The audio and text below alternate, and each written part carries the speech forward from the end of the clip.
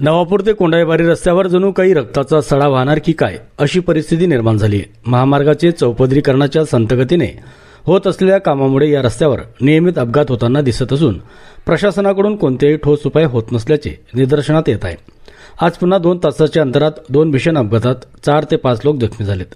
रात्री 7 ते 9च्या सुमारास विसरवाडी पुलावर भीषण अपघातात 2 जण जखमी झाल्याची घटना घडली। धुळे सुरत राष्ट्रीय महामार्गावरील विसरवाडी गावातील सरपणी नदीच्या पुलावर रात्री 10 वाजता पुढे चालत असलेल्या ट्रकला मागून भरधाव वेगाने येणाऱ्या ट्रकने जोरदार धडक दिल्याने चालक सहचालक जबर जखमी झाल्याची घटना घडली।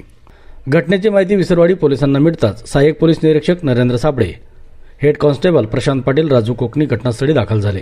यावेळी पोलीस आणि गावकऱ्यांच्या मदतीने जखमींना बाहेर काढून ग्रामीण रुग्णालयात उपचारासाठी दाखल केले, परंतु चालकाच्या पायाला गंभीर दुखापत झाल्याने त्यास नंदुरबार रुग्णालयात हलवण्यात आले।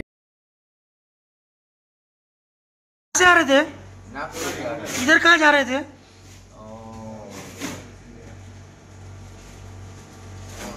मालूम नहीं है। गुजरात जा रहे थे? हाँ, गुजरात। तो कैसा हुआ एक्सीडेंट? मालूम नहीं पड़ा। मालूम नहीं पड़ा क्या? आपका नाम? विक्रम। विक्रम।